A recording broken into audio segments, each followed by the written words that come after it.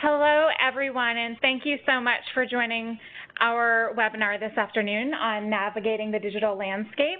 My name is Madeline Bean. I'm a manager of community partnerships with the National Park Foundation, and we really appreciate you all taking some time out of your busy schedules to join us for what I hope will be a really helpful conversation. Just a reminder throughout the course of this conversation to go ahead and put yourself on mute if you're not already. We've got two really great speakers, and I think the information will be quite valuable. I just want to make sure that we're all able to hear clearly and concisely what's happening. If you have any questions for our speakers throughout the duration of the conversation, feel free to just shoot me a message in the chat feature. You can either send a chat to everyone or just to the National Park Foundation. We'll be taking record of those questions and we'll share them out for answers at the end. With that, I would like to introduce our speakers this afternoon. We have Rocio Lower, who's the Senior Manager of Communications here at the National Park Foundation, as well as Matt Turner, who's a Visual Information Specialist at NPS's Midwest Regional Office. With that, I will turn over the floor. Good afternoon, everybody. Excited to have you guys joining in for the conversation. Matt, do we have you as well? Yes, thanks for joining. Perfect.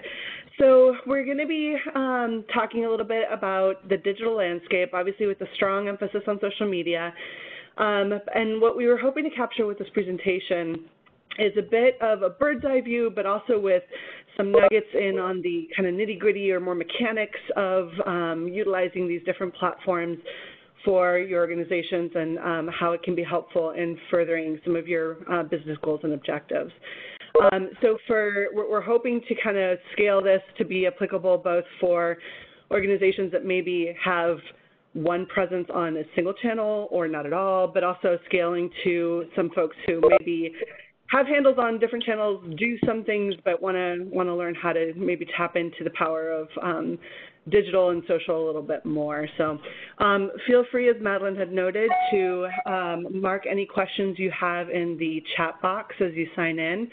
And we'd also love to get a sense of where you guys are calling in from. So as you join, if you don't mind in the chat box telling us your name and the organization or the location you're calling in from, that'd be fantastic. So with that, we can go ahead and jump on in. All right. So whether you have a presence already or are looking to start one for your organization, the first thing to start with is just thinking about goals and objectives. Now, I know a bit of a mental block can pop up or can form in your mind when you're thinking of goals and objectives. You're like, I just know it's something I need to do. I know I keep hearing it's important, but what do we do?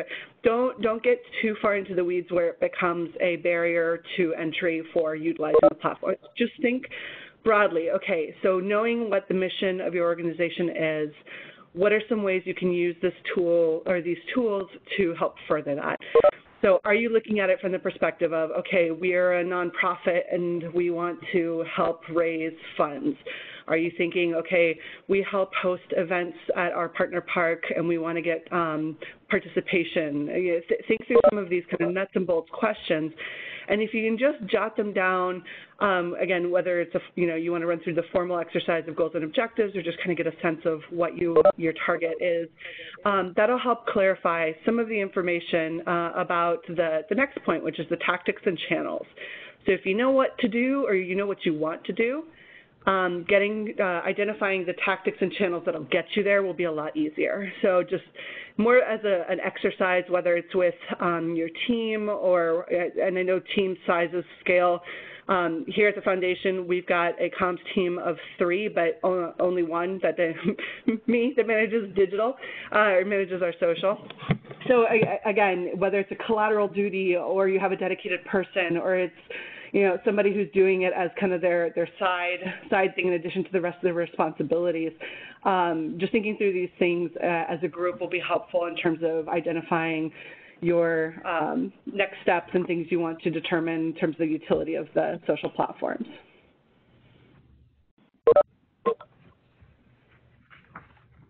And with that, Matt? Yeah, so want to reserve your handles And basically, it's where you think about a username for your platforms. Your social media is reflective of your brand, whether that's your personal brand, your organization, and your usernames really make an impression, whether good or bad. So for consistency and in building your brand, so to speak, you would like to have something that is the same or similar across multiple platforms. Should be closely related to your organization's name, and easy for your audience to recall. And sometimes an ideal name might be unavailable. For example, in the Park Service, most parks utilize their park name followed by NPS, and that doesn't always work. For our Midwest channels, we couldn't go with Midwest NPS because another group had a similar acronym for already going. So we had to change it up a bit, go with Midwest National Parks on Facebook and Instagram. We're able to manage Midwest NPS on Twitter. But in the end, as soon as you start thinking about a name for your platform and you find that name is available, take it. You'll have the ability to edit down the road and change it up if need be. And also, it's never too early to start thinking about content, so why not create a calendar? If you're not taking the time to plan out your social media calendar, you could end up scrambling to find content to share. And this is a problem because you want to share quality content across your social media channels, and it's a great way to really engage your audience and attract new followers. So it can be very meaningful, to take the time to plan out your own social media content calendar. You can plan out these posts in advance, which ensures you always have content to share with your audience, and you can always fill in the gaps, by manually sharing posts, responding to incoming messages, and engaging in other ways. For example, in the National Park Service, we look to highlight park anniversaries, national days or holidays. We have weekly and monthly messaging topics and so forth. It's as easy as creating a spreadsheet that really allows you to go in and populate and plan out significant dates or events, and multiple people can have access to really help you out as well. So again, utilizing the calendar can really help you manage your content and really help with inspiration on what you should be focusing your attention on. And so once you get it going, it's really important to take a moment to evaluate your channels, your process, your posting. And honestly, this will be a big part of your daily social media activities. Virtually all social media sites have inbuilt analytics that are going to help you evaluate your presence, but the success of your social media can definitely be measured, in terms of growth, page likes and followers, engagement, through retweets and comments, and of course actions. Did your followers follow up on an action or question you wanted them to take? And since what you want to get out of social media is individual to your organization, you can certainly come up with your own framework for measuring success. But definitely the importance of evaluating will help you gauge the impact of what you're doing, and whether it's a successful post, whether it fits your goals and objectives, and really how you can improve what you're doing. Yeah, no, it's important, and it helps tie once you get those kind of goals and objectives, measuring and seeing, what are you doing to move the needle. And when you're starting out, that can be a little intimidating, the analytics part of it, because you're looking at grids and charts that may not be familiar, may kind of feel like you're looking at a different language, looking at, and you're like, I don't know what any of these terms mean. Google is your friend. So whenever you're trying to see, like, okay, is there something you want to try to track or figure out, a lot of these platforms have really wonderful help centers with great resources. And then for everything else, there are many, many, many resources that will help you navigate them as well. And we're going to share those a little bit later. But all right, so in terms of why you want to go through all of this, why would you want to set goals and objectives and add another thing to the to-do plate, and what are some of the benefits you would get? The biggest, and of course this used to be a little more true back when social kind of came onto the field of communications. It used to be a really great way to circumvent the gatekeepers. Traditionally, we had all relied on traditional media or journalists to help get our organization's message out there, and either through earned media or paid media. It was always something that you were looking to get, just get into media itself. So when social kind of came onto the scene, it allowed you to get around the gatekeepers and get directly to your audience. So it is and it was and remains a great way to raise awareness about your work and to introduce yourself to new audiences. How that has progressed since the kind of the maturity of the different channels has changed, but that still remains a key piece of why you want to mess with the stuff. Yeah, for sure, and it definitely helps you position yourself, as a trusted resource. And for the National Park Service, as a government agency, we have that obligation to be that trusted resource and offer topical and relevant information. And that's true whether it's in a press release or on a website, and certainly on social media. And it can be the same for your group. When you're a trusted resource, you offer your audience, quality content. You're answering their questions directly. You're providing them with all the information about your organization. And you can build a presence where people will seek you out to get the best information. And also, I remember a lot of times, too, your groups are closely tied to the organizations you support, and the information you spread and share should always keep them in mind, as well as, supporting your overall, messaging and mission.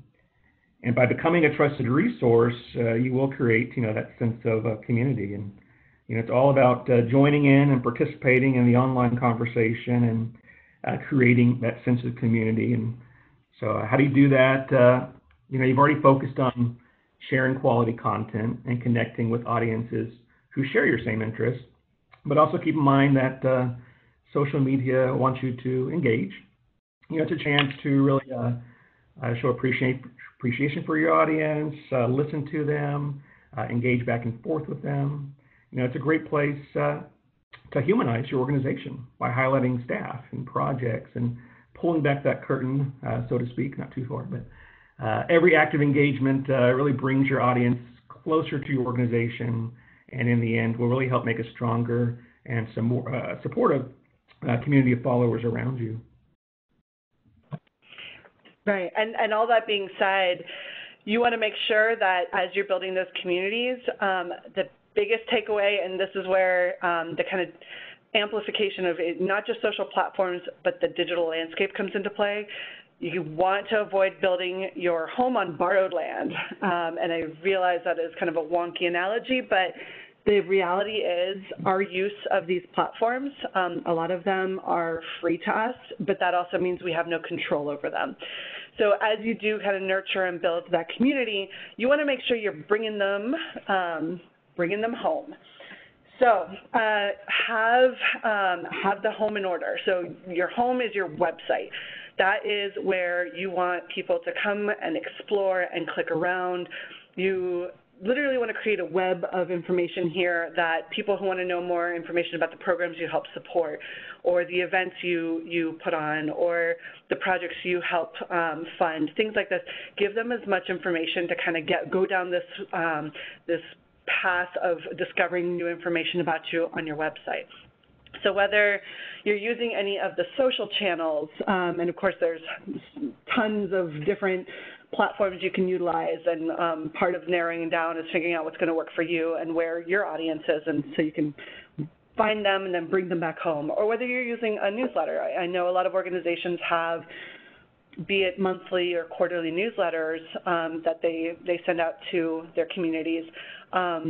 Wherever that is, have it be something that's going to drive people back to home base.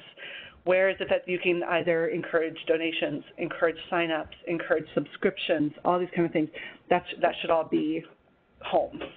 So as wonderful it is to find either new or existing supporters and park lovers on these different platforms, make sure that's not the only touch point that you're giving them. So as you look through, as we go down this conversation about best practices and utilizing some of these different channels, remember that these are all subject to change. We do not have control over any of these platforms, and with one shift in how the platform works, we could see a big decrease, and we'll get into this again in a second, but you could see a big decrease in terms of how often you get access to that community you've built in that specific platform.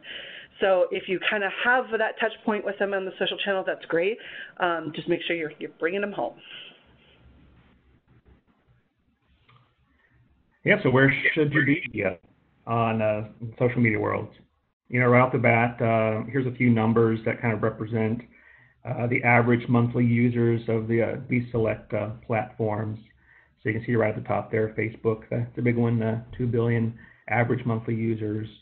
Twitter, you know, over 300 million, and kind of down the line there. So who uses these platforms? You know, Facebook, it's one of the most widely spread networks. Almost all demographics can be found there. If you're going to choose just one platform to be on, you know, Facebook's a good choice. Twitter, you know, it's ideal for businesses and brands that are really looking to make those frequent connections with targeted audience. You know, think about businesses with sports and news and celebrities, all kind of marketing. YouTube, you know, we probably all got sucked into watching tons of YouTube videos, and anything and everything is available and pushed out by individuals, but also tons of brands and business sharing all kinds of video materials.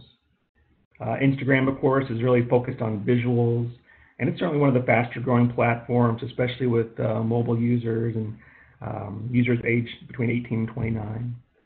LinkedIn, it's a popular with professionals, again, good with businesses and brands and all about networking. So lots of different platforms beyond these. These are just a few to mention, but some of the best practice to keep in mind across any of these platforms include brand identity.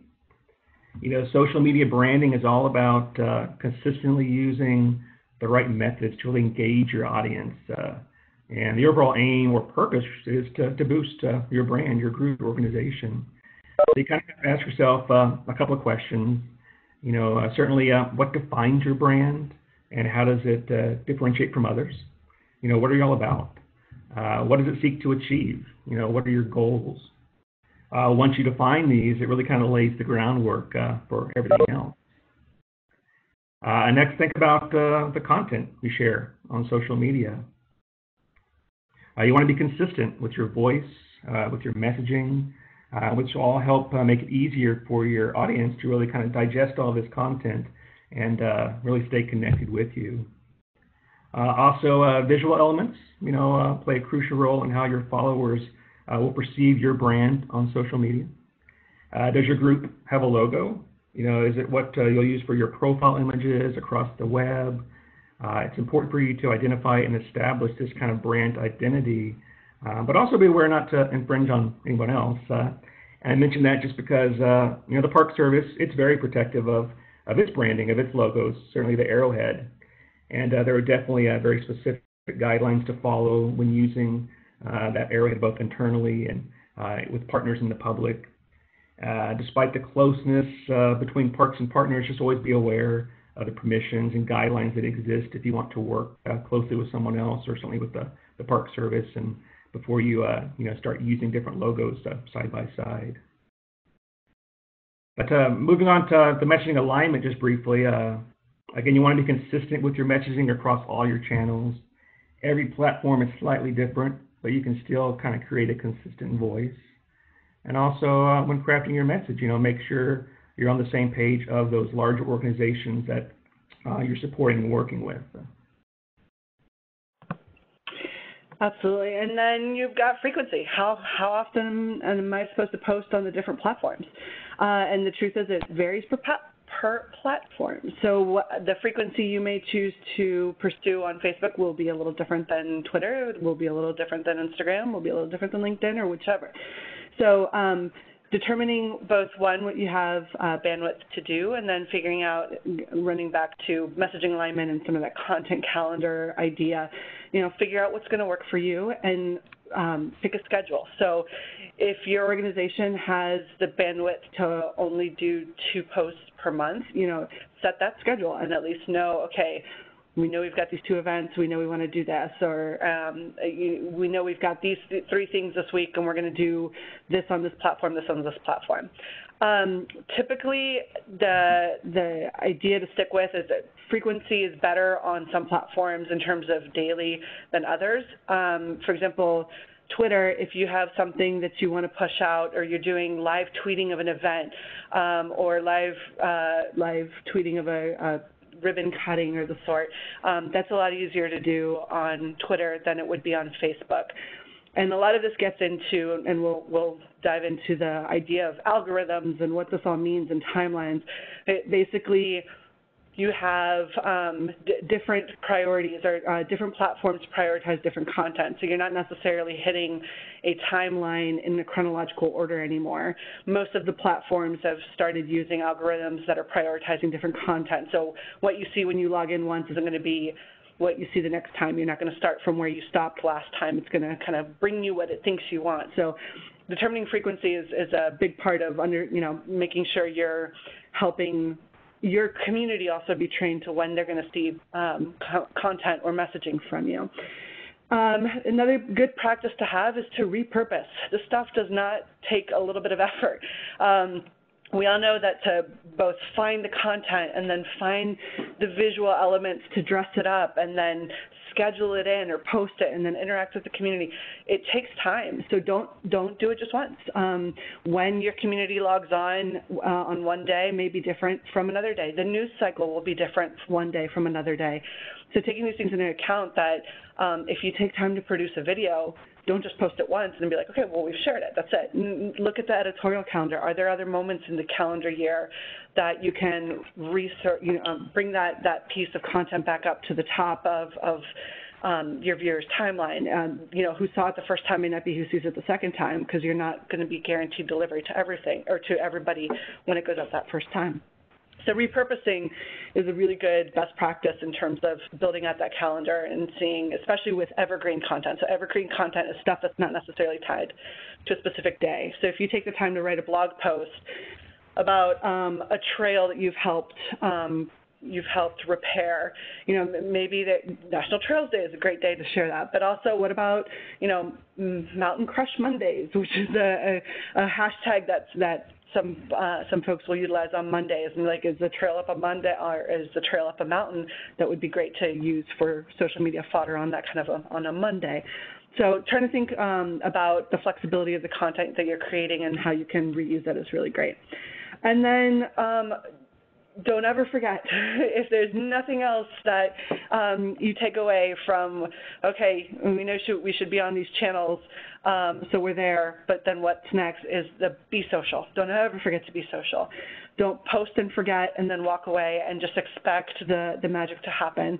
A lot of our communities want to interact with us, want to ask questions, want to be able to use, again, with the building the community or being a resource, want to be able to tap into your knowledge. So if maybe your partner organization or the park can't necessarily be as responsive on some things, because again, bandwidth is what it is for all of us, maybe you can jump in and help answer a question about something that you're tag teaming with them. So don't forget the social part of social media. Yeah, it's in the name of the game, so got to be social on social media. But with all that being said, you've done everything you can to set up a page. You're ready to engage. You'll post something, and there's algorithms and stats and reach and likes and shares, and it's all coming at you. And after all the work you put in to create a page and some great posts, will it be seen? So we're all competing for the chance to be seen online. We're all looking to occupy the same space on everyone's Facebook or Twitter feed, and it's not easy. Social media platforms are always kind of adjusting their numbers and algorithms behind the scenes to kind of give the user what the user wants, based on all kinds of numbers and formulas. So how can you rise above all the other news and noise in social media and really get your message heard?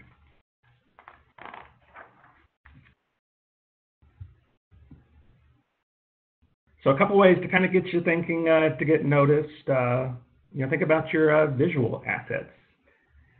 Studies have shown that people who go to like a web page, for example, might spend 30 seconds or less scanning a page before moving on to the next. And that's certainly true on social media.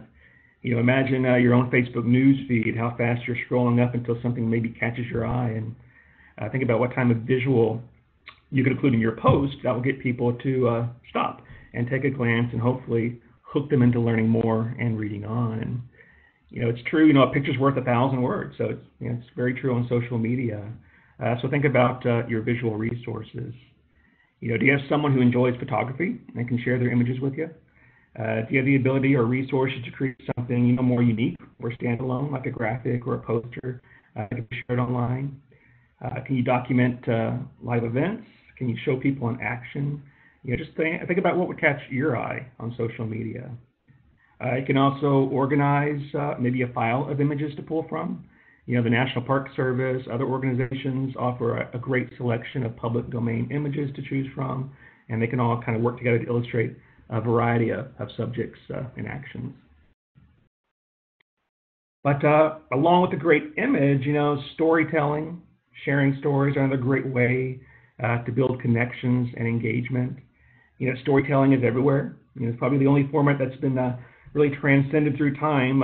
It's always going to be there. And in the Park Service, we're all about telling the stories of our parks. So sharing them online is just another way of really spreading that knowledge and those feelings and experiences that a lot of people can connect with.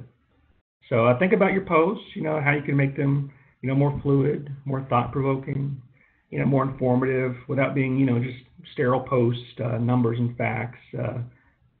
And that kind of leads right into, how you inspire engagement. By sharing stories, you're making these connections, you're asking others to share their stories, their memories and experiences, which will help inspire more in your community to engage with you and want to connect further with your organization, with your mission, maybe come to an event, maybe you want to volunteer. So by using these great visuals and storytelling together, definitely will have the most impact on your followers.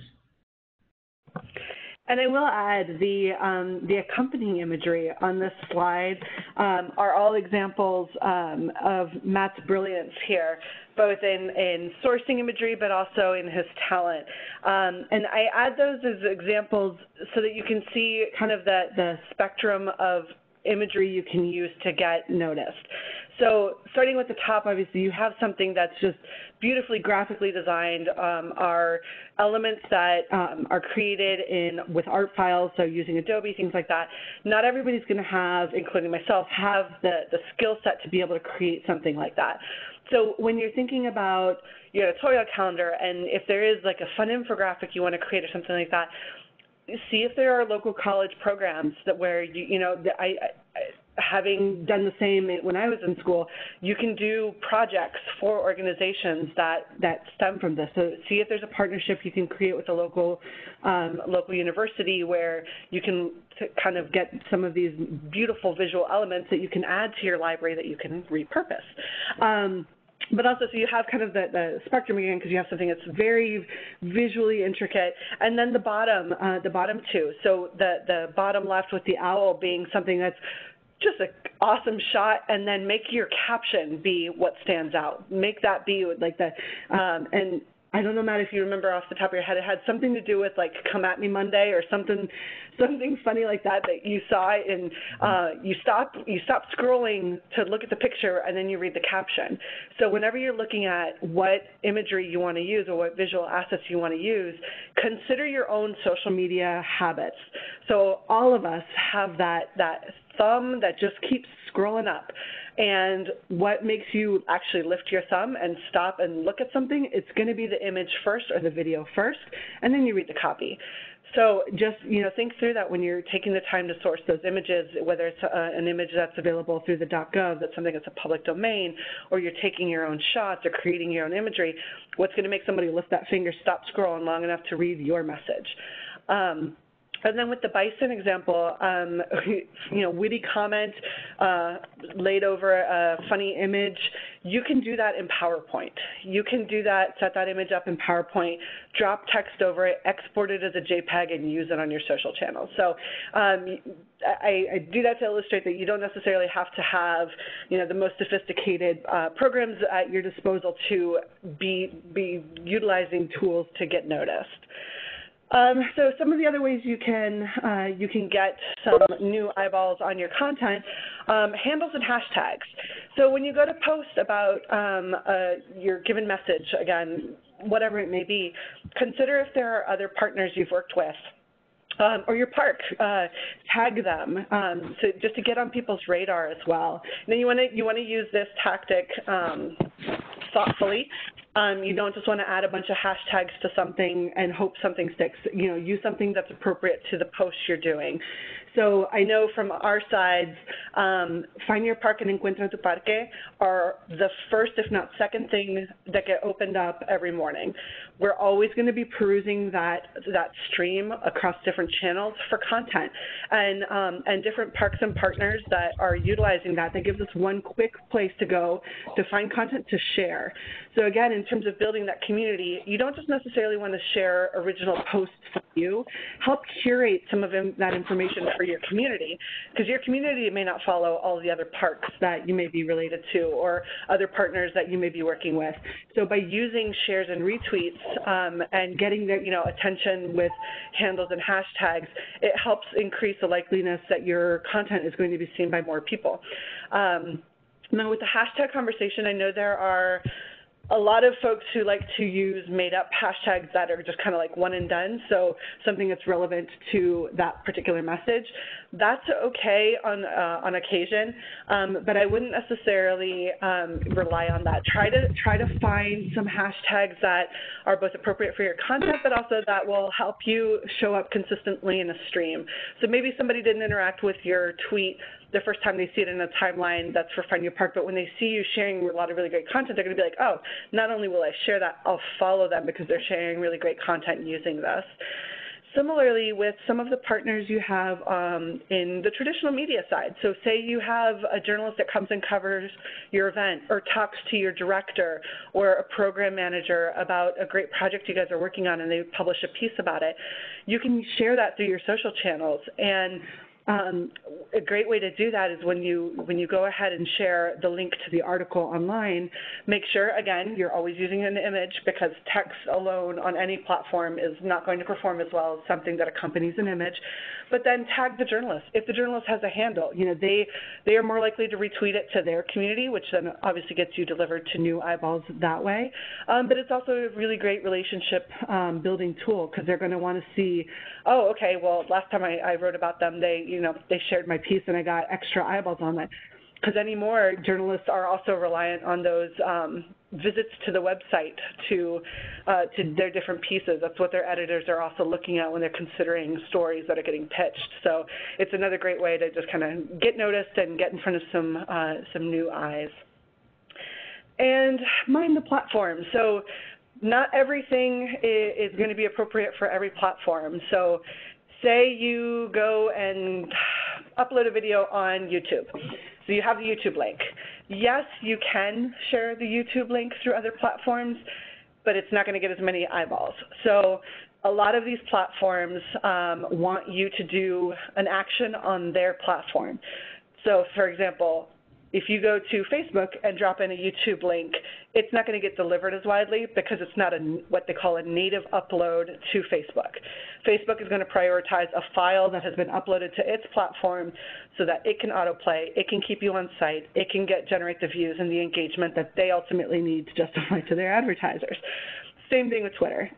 So mind the platform, what you're looking at, also in the size of the images you're looking at.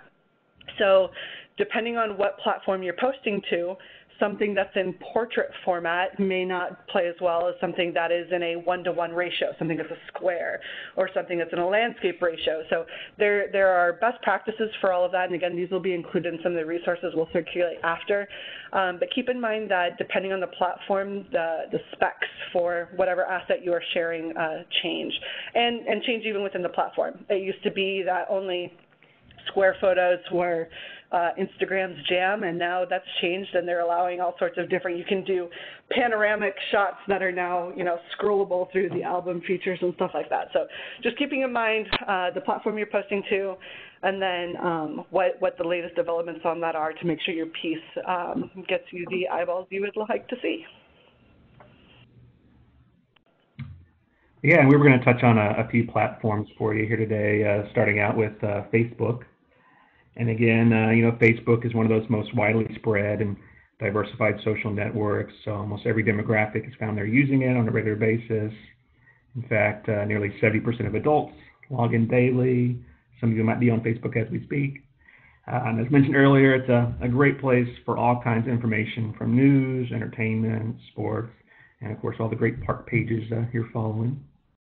And Facebook does offer a range of post types, from sharing images and text, again, adding those links to those outside resources, from playing videos, and even going live with videos. So there is a variety of media you can really try out to help reach your audience. And just briefly, you have some targeting capabilities, part of Facebook.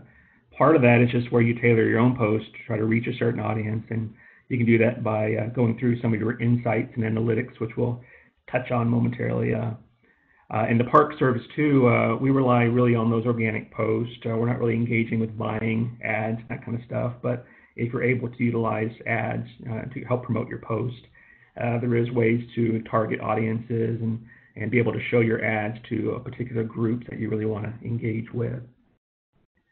But the Insights, it is a built-in tool to really track your user interaction on your page, and it can really help you get a better understanding of the number of users and how your page is performing. For example, you can find out, again, demographics of our users, where a lot of your people are living, what cities are getting a lot of engagement from, age groups. It can also help guide you when to post something by showing you what time of day, most of your followers are online, and therefore would have the best chance of coming into contact with your post. And you can definitely dig deep down, export lots of fun spreadsheets, but in general, on the very top level of your Insights, you get a nice picture of how your page and post are doing. And it's certainly good practice to check these insights, regularly. It'll help you understand and develop future posts that are really going to be relevant to your growing followers. And then just one last thing to mention for pages versus groups. A lot of people ask what's the difference or what template would I use. Facebook pages, really enable, public figures and businesses, organizations to have that presence on Facebook, and it's going to be visible to everyone on the internet by default. And you and every person on Facebook can connect to these pages, become a fan, receive updates on the news feed, interact with them. So if you are setting up Facebook for your group, organization for the first time, you definitely go with creating that page. But there are groups, which they're a place for smaller group communication, for people who share those common interests, to express opinions. And when you set up a group, you can make it publicly available or private. You could have it where people are required to get approval to join. But like with pages, you're able to get updates on your feed. But just something to kind of keep in mind if you're thinking about maybe what template to utilize. So one of the things to note with Facebook as well, and you've probably heard this already and maybe heard it and immediately deleted it from the RAM space of your mind, but it is something to consider when you're thinking about social media, especially Facebook, since it is what most organizations and most users are going to. And I have a lot of copy on here, and we're not going to run through it all, but I just wanted to add it here so that you can go back and read it later. But in January, something happened that what a lot of us community managers are livingly calling Facebook apocalypse happened. So Mark Zuckerberg basically released a statement saying that, and this is all in light of a lot of the recent news and the prioritization of certain elements and timelines and from, true or false accounts and things like this. So he kind of had this coming to a realization moment that he wanted to share and shift how the algorithm was working. And what that all boils down to is basically brand pages are all brand pages. So whether it's a park page, it's a nonprofit, it's a for-profit organization, we're all getting devalued in the algorithm. So we're not getting delivered. So if you have 100 followers on your page, you're maybe getting to 10 of them delivered. So this is something to note in terms of when you're looking at the insights and really paying attention to what's working and what's not working. What's getting you to more of your audience that has asked, by the way, to see your material. But it's kind of this algorithm that's in play. So what they're prioritizing now is individuals, posts from individuals. So again, going back to that, have the home front ready. What you share of a blog post or an impact piece from your blog or from your website may not get the same visibility when you post it from your brand page, but if you have it ready and you send it out to your newsletter and your community members then go and share it from their pages, that's going to be very valuable to you because it's going to bring back that traffic to your site as well. But Facebook's going to prioritize that individual's post of your stuff versus your post of the same. And with that, I'll kick it back over to Matt for this next one. Yeah, so what does all that mean? It means comments are kind of the thing at the moment. The new algorithm really prioritizes posts that inspire these conversations. Longer comments, too, will be favored moving forward, more so than just the shares and the likes. And again, the rationale is to really emphasize those posts from family and friends over maybe news articles, which maybe get fewer comments and likes than those user-generated posts. And again, the research points to the fact that, reading an article for several minutes maybe is less valuable than taking those 5 minutes to comment, looking good on your old college roommate's cat picture to be nice, even though you never really liked that roommate or the cat. But definitely use those comments. Yep, comment is now king. And so what this means for a lot of us is we go to Facebook to kind of organize our strategy and implement our editorial calendar, is that for a lot of us, and this is a harsh reality because especially as those of us in the nonprofit space, we need to rethink organic. So organic versus paid, what that means is organic is what you can do for free on these channels versus what you can do with a little bit of advertising money. And I can fully say that this is something, it's been becoming more and more true for all sorts of brands across different platforms increasingly over the last year, but ever more so since this kind of apocalyptic moment in January happened where, it's becoming more and more of a pay-to-play space across all of the channels, frankly. Instagram is now implementing similar algorithms as well. So our new gatekeeper isn't so much the journalist that's standing between us and a publication. It's now it's ads. It's that do we have a few bucks to put against a post to boost it to ensure we're getting in front of the people we want to see it. So if you have an event and you put $20 against it and use some of those targeting specifications you can have on Twitter, on Facebook. You can guarantee a few more either engagement clicks or views with that. So with this change, obviously rethinking organic and evaluating the frequency. It used to be that pages could post 5 and 10 times a day on Facebook, and you'd see fairly consistent engagement across all of them. And it's no longer the case because, again, with the algorithm and the timelines being, premium space that all brands are fighting for, you really want to be strategic with, if you're only going to get delivered to your community, potentially get delivered to your community once that day, what is that one message you want to get out? So again, in terms of frequency, we tend to say fewer posts on Facebook versus, again, Twitter, where I say go crazy. But that is that. Yeah, there's a few ways, too, that they maybe Well, I think you can get connected with your audience a little bit more. You can remind your audience to check See First on your Facebook page. And by doing this, your audience really has chosen to be made aware of your post each time they're posted, and they'll have a better chance of seeing them, and that'll help your reach out. Also, think about going live once in a while. Using that live video feature is a great way to add some diversity in your post. It has good reach usually, and it just creates that engaging post that is an opportunity to attract more followers and bring more people in. And so just when using the live video, just never hurts to practice ahead of time and kind of learn some of the ropes before hitting that button.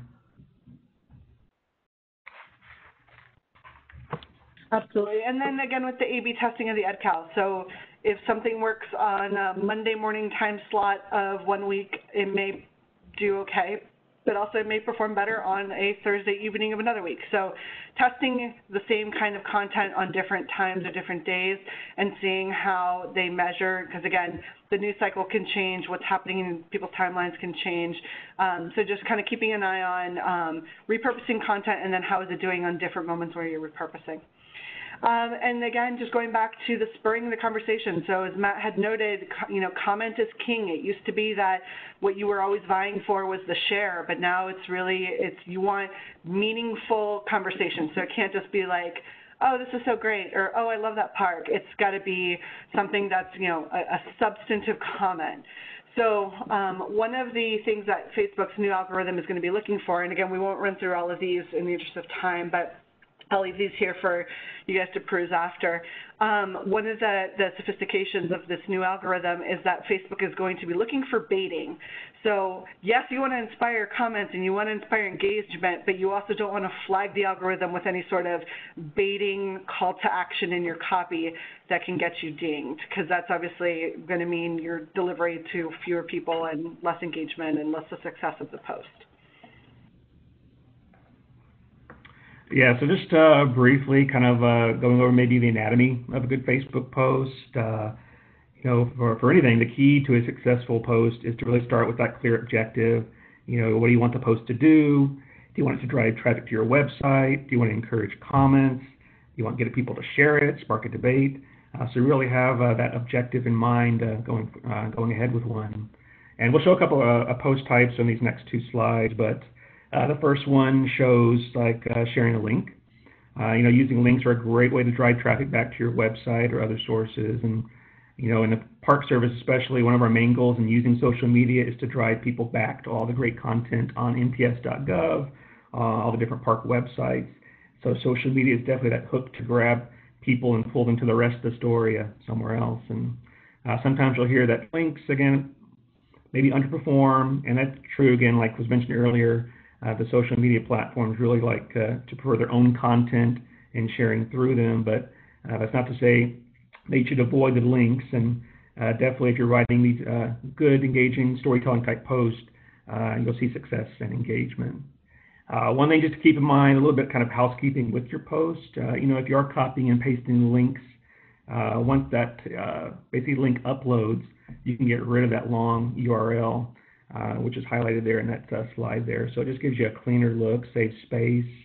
And it's all about space, for these posts. It's recommended each post be less than 100 words and often less than 100 characters. So, less is more, simplicity is the key. Those are all good slogans to keep in mind. With that being said, though, don't be afraid to go wild and add in a paragraph or two if the story or message warrants it. After all, it is all about the storytelling, and if it's an engaging story and meaningful post, the link won't cause it to be too diminished there. On our next slide, the posts there illustrate uploading a photo and a video. And again, it just shows you the different type of media utilized and how, good, simple, to the point type of messages. In both the park that it's highlighting was tagged. So again, that helps kind of build that community out. We also have the hashtags like to find your park there, and that definitely helps with that continuity of messaging across the different platforms.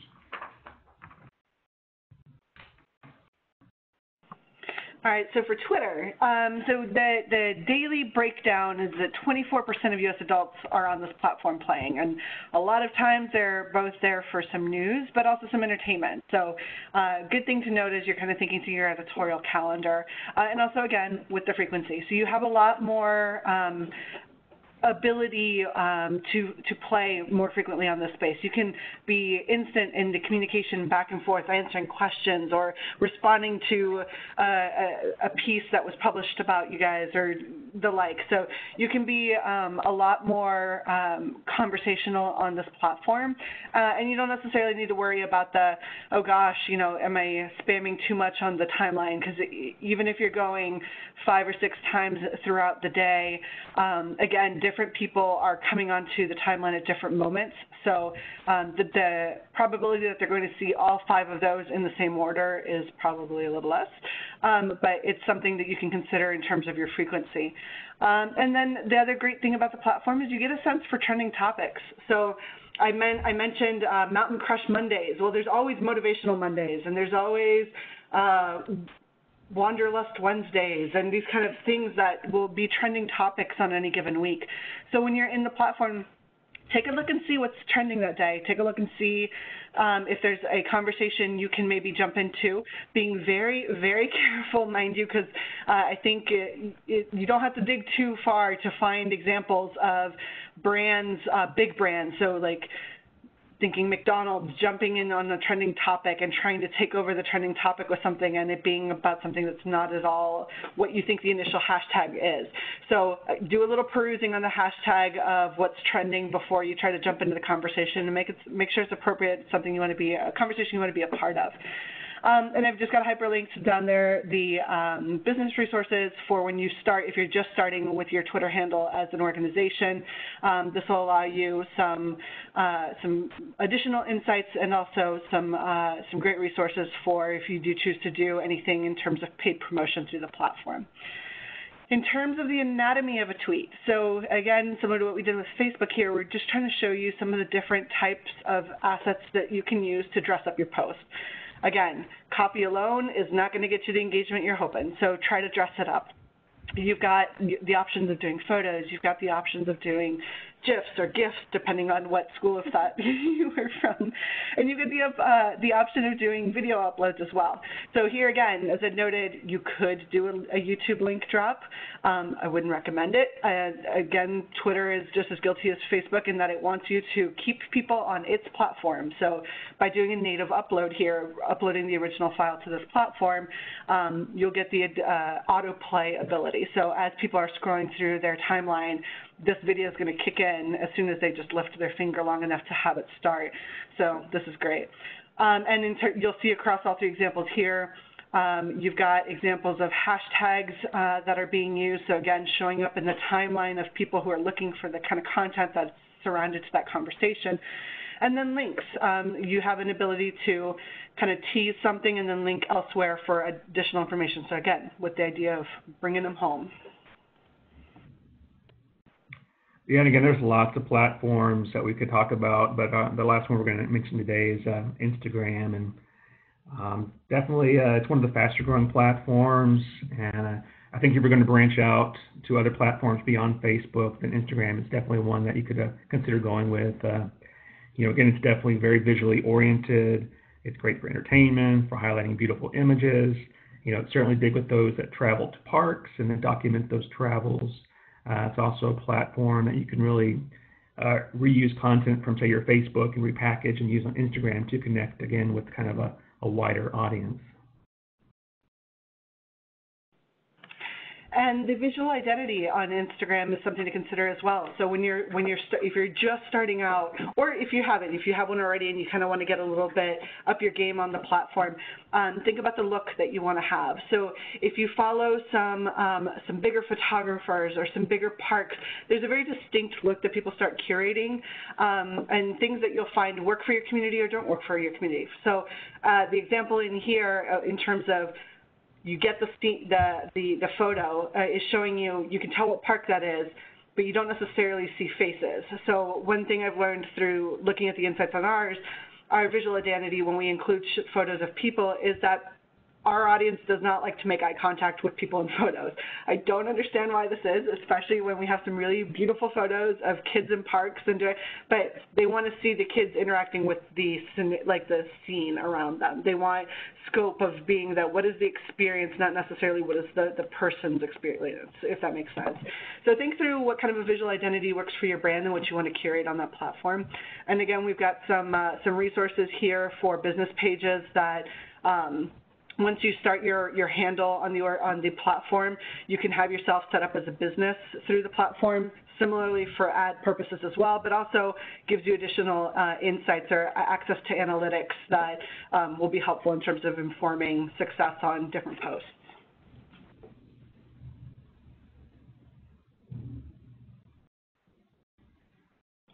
So here we've got a few more examples of different types of posts that you can do on this particular platform. Photo being just a single upload here.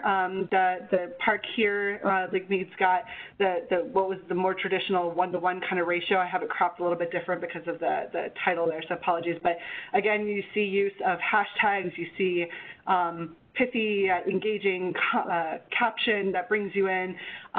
You always want to be trying to ask a question. Again, I know the question is more for the comments is more for Facebook, but consider what gets a response, because the more people that engage with the post, the more that post gets delivered to other people. So ask questions of your audience. Same thing with albums. So now Instagram's enabled a function where you can upload more than a few photos at a time. I believe it's up to 8 that you can upload now. And people swiping through that album also counts as an engagement. So if you make sure you note in there, because sometimes people won't remember to or know that it's an album, swipe through to see, or what do you think about this, that kind of thing. And so 2 different functions that you can use in terms of Instagram posts. Yeah, Instagram's also a good place for capturing and sharing moments using video. And, the video allows you to upload 15 seconds worth of footage, and it's really something that really kind of draws people's attention when they're scrolling through all the different materials. Also, there's stories, and these are temporary videos or photos that are kind of strung together to form a slideshow gallery that, tells a story. And, again, these are great ways to add diversity to your feeds, show activity, add some maybe humanity to the organization, show people out there doing things, and in general kind of encourage more people to watch and follow.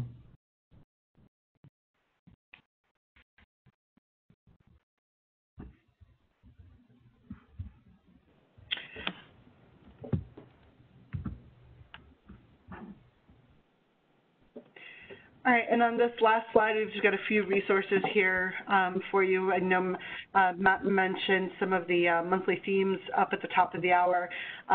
You've got a great resource here in terms of knowing what the system-wide messaging is going to be throughout the year. So take a look at that resource. You've got the same thing. Subject pages are such a rich source of content. You'll see a lot of times from the national accounts that we're sourcing some great information from there and pointing back to the .gov for some, especially for timely things that, anniversaries or key moments in the calendar year. And then these last 2 links here, we've got some great resources just on keeping up to date.